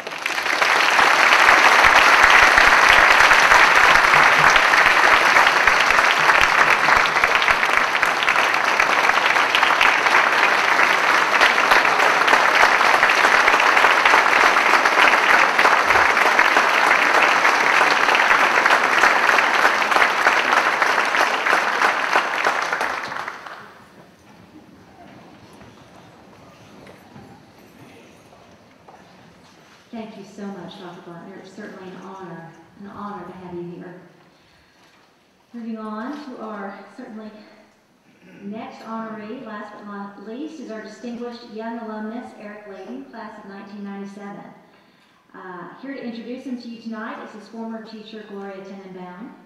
Gloria came to Kinkaid 30 years ago as a visiting artist to coach public speaking and drama. She's been directing and producing shows here ever since, including the upcoming May 6th dedication of the Kinkaid Performing Arts Center. She hopes, I'm sure, that you will all attend. She is also a private college and career coach, preparing her clients for those important turning points in life. Her 2 sons, Jason, class of 96, and Greg, class of 98, are proud Kinkaid alums. In addition to being one of Eric's teachers, Gloria has been a family friend of the honoree her entire life. Thank you very much, Gloria.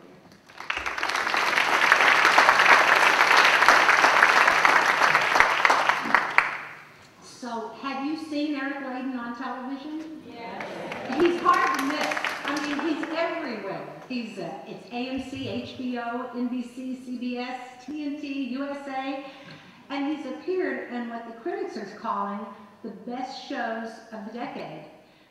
His life-changing show, Generation Kill, Mad Men, The Killing, Big Love, just to name a few.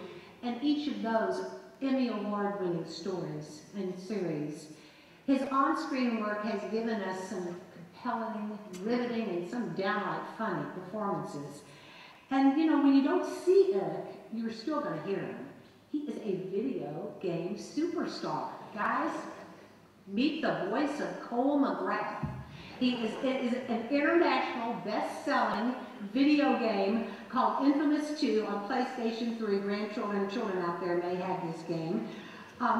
And he's voiced roles actually in multitude of games, but other genres as well. As a matter of fact, the other night I was watching television and my husband came and he was so excited. He thought I was watching a fishing show. And his favorite, we're usually fighting over that because I want him to turn them off. And he says, "What are you watching?" And then he sat down, Mudcats. Has anyone seen it? I'm sure some of your friends. It is the wackiest thing I've ever seen. But it's these catfish, these people with their hands catching giant catfish, okay? And, but I'm sitting there watching because, hey, it's the History Channel. This is educational, right? And this young man, his voice so rich and it's bringing authenticity. I figure it's educational. I suggest you listen, even just once, you must watch it. Now, if earlier in his career, his face was always popping up in commercials. I mean, maybe over 30 commercials, I would say, or maybe even more. Even one on the Super Bowl for Pepsi, which Eric says was really marked the beginning of his career. But we know that his career started much earlier, right here at Kinkaid School. And while we are so proud of you, so proud of his professional success, we're here tonight to honor you because of your personal achievement, because of the character that you demonstrate, as well as the roles that you play. Several years ago, I called Eric and asked him, "Hey, would you come and be with us? We need a visiting artist. We need a presenter at this Kinkaid ISAS, it's the ISAS festival that Kinkaid was hosting." You would have thought I was Steven Spielberg offering him a role. He was so excited. "Oh my gosh, thank you so much." Now forget the fact that the guy was traveling all over the world. He was in the middle of HBO's Big Love. He was, who knows what else he was doing. He was so gracious, so willing, wanting to come to help with these students. And he came home to our campus, not as a celebrity, but filled with humility and overjoyed and with tons of ideas and strategies to give the students. And then even this year, when Advancement reached out to him and asked him to be the narrator for their promise, their Tomorrow's Promise video for the capital campaign, again, Eric was gracious and willing to help, to give of his time and talent. He continues to give, but he always has. I mean, how well I remember when, long after the rehearsals were over and this theater was dark, it was actually the blacker, but Eric was still at it, and he was perfecting his role. He was developing that incredible work ethic that's been such an enduring tradition of the Layton family and Kinkaid School. His resilience and his determination would drive him, always tapping into the resources available to him. And at that time, the resources were amazing. An amazing team was in place. Patty Edwards, Dr. William Blick, and of course the director of drama at the time, Scott Lambert. They challenged and he soared, delighting audiences and winning all kinds of state competitions in humorous and dramatic interpretation as well as duet acting. He also represented the school at nationals, which was tremendously difficult in the competitive drama field at that time, still is. And his recognition for his talent and his engaging personality. He's one of the funniest people on the planet, believe me. Katie, you must have a ball. I mean, he's got to be keeping you entertained all the time. But he still continued, this recognition continued when he was in college at USC. He was selected to speak on behalf of his graduation class, a treasured moment that he says he will always remember. And now, in this crazy business that he has chosen to pursue, a business where so many people lose a sense of reality, Eric stays real and rises to the top. earning recognition from his fans, but more importantly from the writers, who all keep him alive, thank goodness, because you know they can make you go away pretty quick, but also expanding his roles and making him even more valuable to their projects. This is good. This is staying power. And throughout it all, Eric remains grounded, close to his family, to his precious Grandma Lee Layden, to his devoted parents, adoring sister, adorable wife Katie, and to the friends that he's made all over the world, with a special place in his heart for his Kinkaid friends. You know, he's always been very appreciative of the people in his life, and he's let all of us know. He knows that it's them, that those are the people that make it happen, the Kinkaid, the families and the friends and the teachers and all the opportunities that have brought him to such success. So I asked, have you seen Eric Layden on television? Well, when you do, you might say, so where is this mensch, this great person you're talking about? He plays some pretty rough roles. Let's take a look.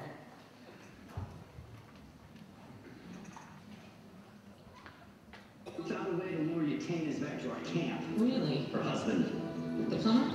plumbing contractor, been a dead weight on our ass for years. And that guy had his license revoked? No, just suspended. Paid a little fine, no biggie. So?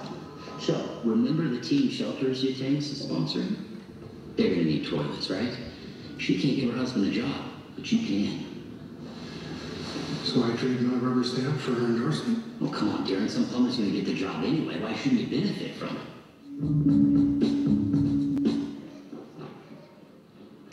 he doesn't seem that bad. Don, good to see you. Sorry about your dad.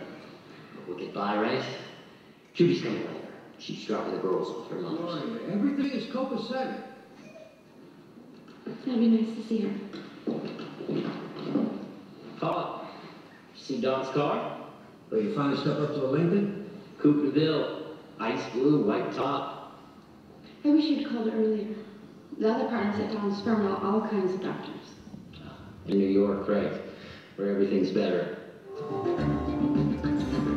You think I'm gonna give up $1 million over a couple ugly bastards and dead people? No freaking way. So you shot her? Yeah, I did. Anybody would. Can't disagree. Hey, Kirby? No, not me. I kicked his ass, yeah. I didn't kill him. No me. What the hell's he gonna do to me? You swear on your mother's grave you didn't kill Kirby? I swear on my mom's grave, I didn't kill Kirby. All right, which one of these wines is best for a date? Ooh, I don't believe in dating. Super. It's an antiquated bourgeois ritual that I find precious and artificial. It's good stuff. Yeah. Hey, boss? Yeah, Open Merlot. firm tannins, supple jammy finish. Look at you, Mr. Sophisticated. Oh, no. Somebody let the wine spectator in the crapper.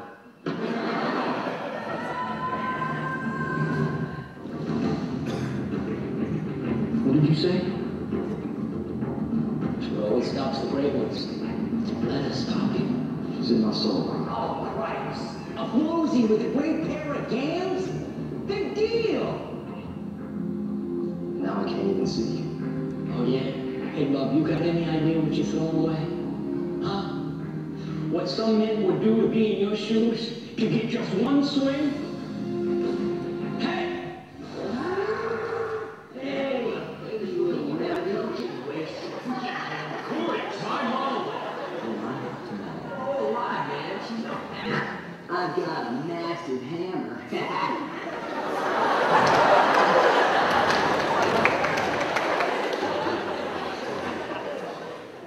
Tempting me to do things I couldn't have imagined. Sometimes I don't even recognize myself. I'm forced to make impossible choices. Together, we can save these people. Together, we own this town.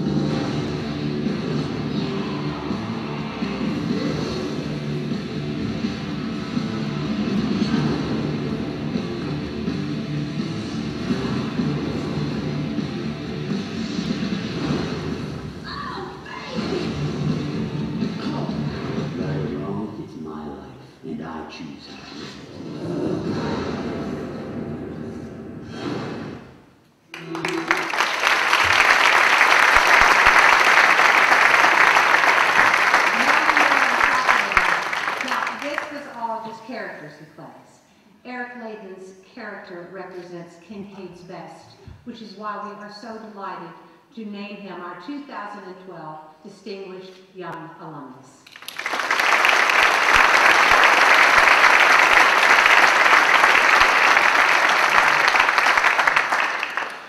Thank you so much, Gloria, for that lovely introduction. Thank you, Mr. North, the entire Alumni Board for this incredible honor. Congratulations to Dr. Plattner and Mr. Curitan. I am humbled to be up here with the two of you and hope that in my career I can accomplish half of what you have in yours. Like many of you in this room, my career started here at Kinkaid, and it has not gone quite the same. So many people ask me, you know, what's it like? You know, what do you do? So hopefully, briefly, I can give you a little bit cliff notes of how it went. For me, it started here at Kinkaid in my first role. In the second grade, I was in the Wiz, and I played the mouse cop. And as you can see, I took my job very seriously. And then I continued doing theater. And then in the 8th grade, it was kind of where I started to become very serious about it. Patty Edwards, who was the head of the theater department, pulled my mom aside and she said, you know, I think this is something you need to start to nourish. This is, he feels very comfortable on stage. And I was a little tentative, but football wasn't panning out as planned. As good as I looked in my pads, Philip will attest to that, I didn't really like getting hit. And so I decided to do it, and I spent all my time in the theater. I loved it. I rehearsed for any play we were doing, and competitive drama, which Gloria talked about, and I played lacrosse. I practiced lacrosse. My buddy Chris over there played lacrosse, but the whole time, and you know, the whole time, the faculty at Kinkaid making sure that I succeeded while I was doing the things that I loved, and it was an amazing place to be able to find the arts and be able to find this passion that I loved, and this incredible faculty make sure that I didn't fall too far behind in my schoolwork. And I went off to school. I went to USC, moved to LA, decided to be an actor, and I graduated with a degree in theater. And then I did what the majority of you probably did when you graduated college. I got a job at the Cheesecake Factory, and I started, you know, just slinging sesame chicken. And when I wasn't doing that, I tried to start my career as an actor. And you know, the next 7 years was kind of the process, and that's really what kind of being an actor is all about. Because on set is really the stuff that we would do for free, but it was the grind of kind of getting to a point where I could do that, which was really what it was all about. And so I started by trying to find an agent, and stuffing headshots with my very first, or stuffing envelopes with my very first headshot, which I brought so you guys can take a look at. And there's a lot going on there, so. I was 22, believe it or not. I looked 14. Somehow thought I'd get cast as I don't know, like a Georgia lawyer with no neck or something, with a terrible haircut. And I sent that out to about 300 people all around town. And somehow one guy named Amir in the Valley called me, and he was like, yeah, let's do this. And I was like, all right, let's do it. And sitting in his office, I was fairly certain he represented adult film stars, but baby steps, you know? And so I started, over the next like 4 years, I worked as a cold caller for insurance companies, and I bartended bar mitzvahs, and at one point I got paid to drink Guinness. I contemplated turning my car into a cab. I was driving so much to auditions I figured I might get paid, to just drive around town. And then, you know, slowly after about 5 years, the work started to come a little bit. I booked some commercials like Gloria talked about, and then some TV work started to come in, and I started to work. I was able to quit the bar mitzvah circuit, and it was awesome. I was a working actor. I mean, you wouldn't know who I was unless you were on my mom's email list, but I was like paying bills. It was killer.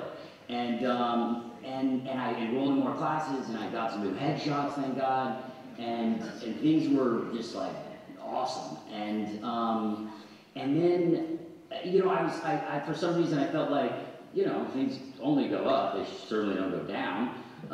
So I'm moments away from my big break, and then all of a sudden I had, you know, it was like I was 27, which I know sounds incredibly young, but at the time seemed really old. And I just hit this span of like 14, 15 months where just nothing happened. And I couldn't buy a job. And that was the period in my life where I think I related back to, and I talked to the high school about today, where I really had to like go back to my time at Kinkaid. And the study habits and the work ethic really paid off because I went on audition after audition. In fact, my agent was kind enough to tell me he had sent me on 152 auditions and I hadn't booked one. And unlike the majority of jobs where they just say, we're going to go a different direction, when you're an actor, they say, you're just not quite good looking enough, or you're not tall enough, or athletic enough, or Jewish enough, or fat enough, or you don't have chemistry with Lonnie Anderson, or, which is a real note I got, by the way. And so I was like, well, I could be a cab driver again, or I don't know, and it was the first time in my career I kind of started to doubt whether or not I could do this. And, you know, like I said, I was probably 27, 28 years old. All my friends, some of them sitting here today, had well-paying jobs they had been establishing themselves at. Some of them were married, a few of them had kids. Every one of them were like, what are you doing? And when are you coming home? And then my agent called and said, you know, we have another audition for you. And I said, okay, I'll go on it, but then I think I might have to reassess. And that audition turned into 9 callbacks and a phone call I'll never forget. And I was cast in a HBO miniseries called Generation Kill, which changed not only the course of my career, but my life. And you know, it's funny because in my business, you go from kind of like, you know, a moment of, I guess I'm going to start bartending bar mitzvahs again, to a phone call from your agent saying, you know, in 2 weeks you're going to get on a plane, and the next 7 months you're going to be in Africa. They need you to gain 30 pounds and, you know, eat 15 eggs a day. Here's your workout schedule, and here's 7 scripts to memorize. And it just happens like that. And HBO contacted me, and they sent me a camera, and they said, you know, would you film a behind-the-scenes documentary for us from the cast point of view? And I said, by all means. So they sent me a camera, and I had it rolling the entire time. The documentary that they cut is on the DVD. Feel free to go buy that.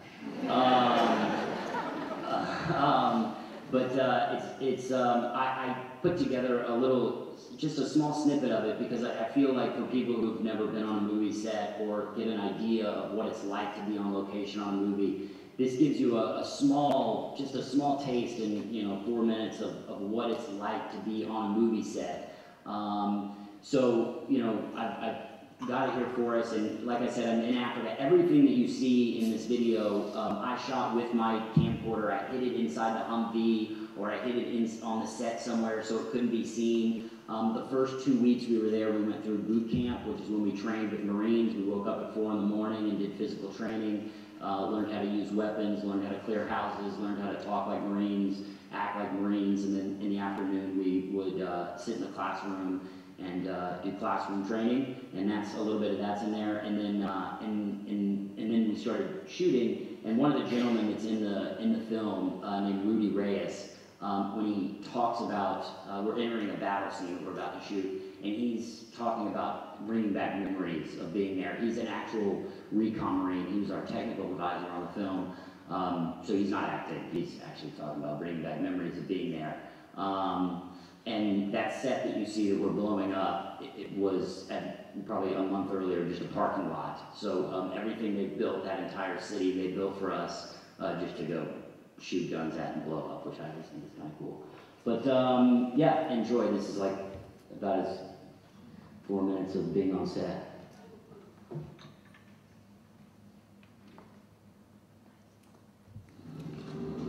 First class, here we come.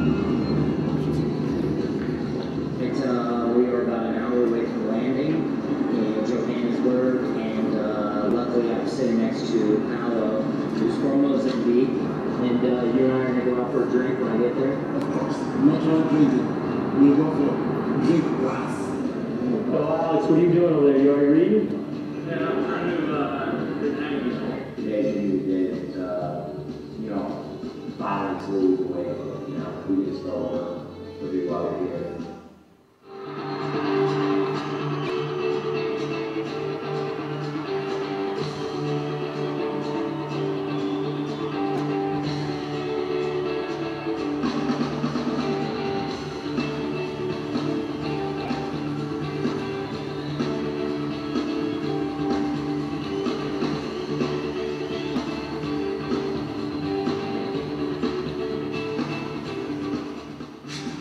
Deal. Side. Now you can start dealing again.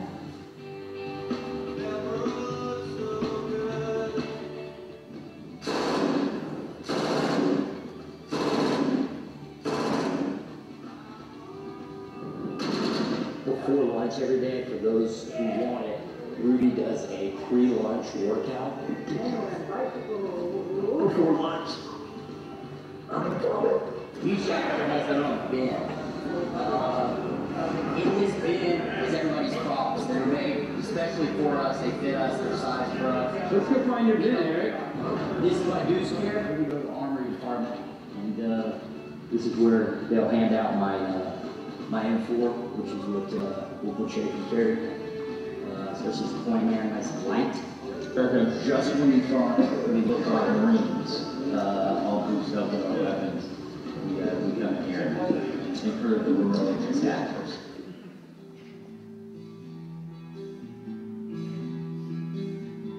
Here we are.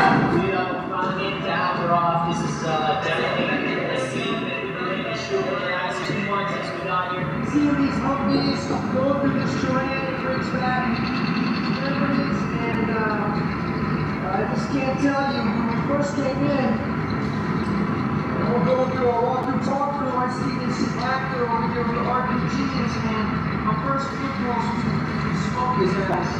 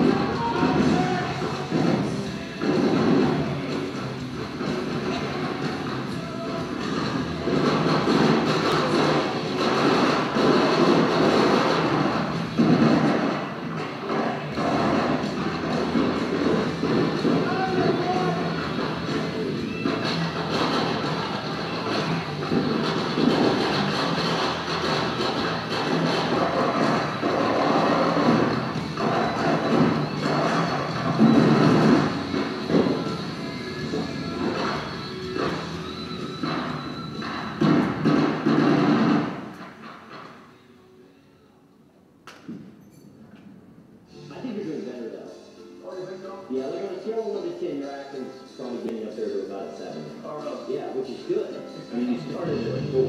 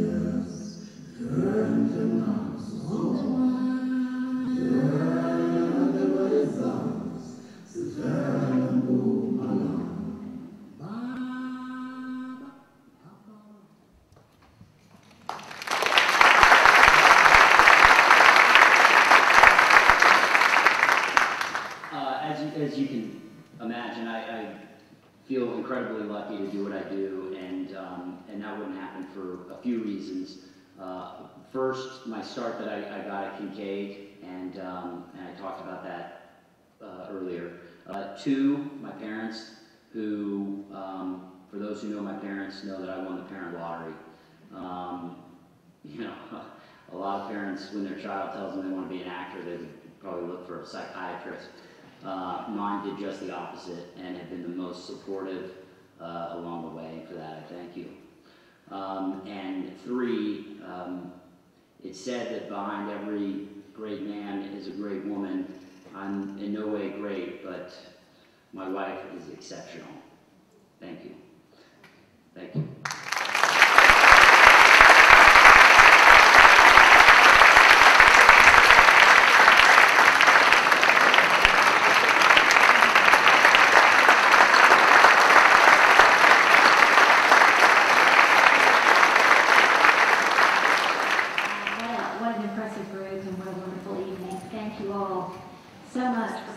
In closing, I'm going to turn the program over to Mark Sykes, who's our Alumni Association Board President, class of '87.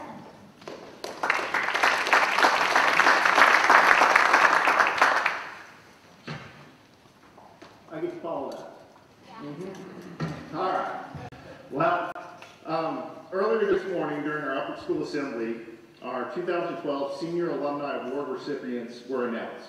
Please join me in congratulating Senior Alumni Award recipients Sheridan Schultze and Sam Rogers.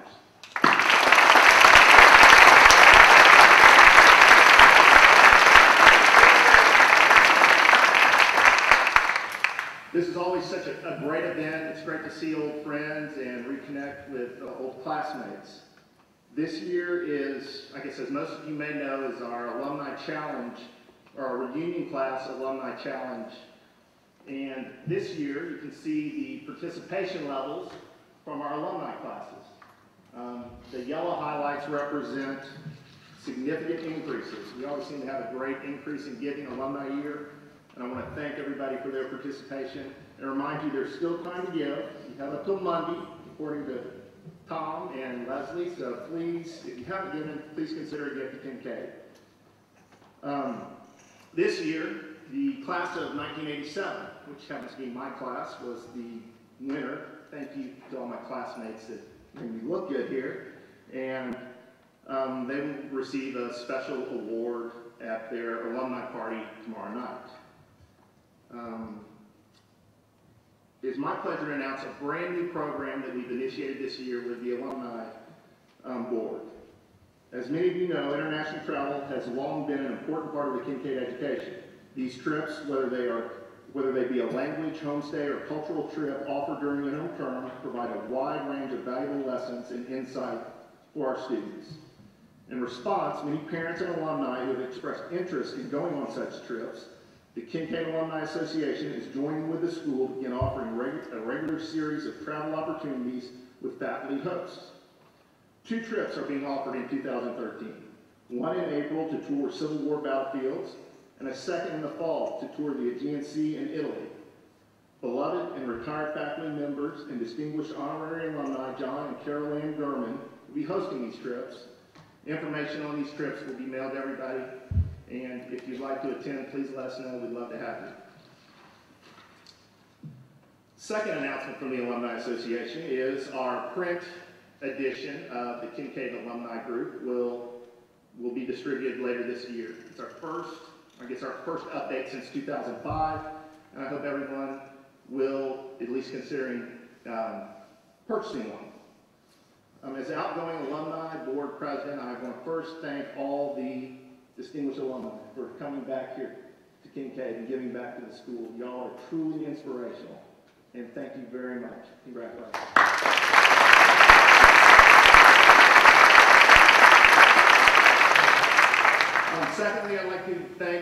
alumni board. If there are any alumni board members here, please stand up and be congratulated for all your hard work this year. Don't be shy.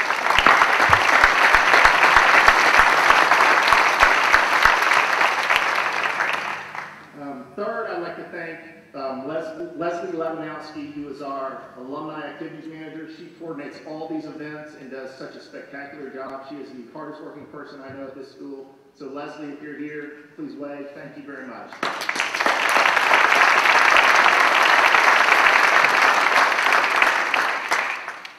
I just want to thank everybody for your attendance. We have cocktails in the lobby, and thank you again for supporting Kinkaid. Sure appreciate it. Thank you.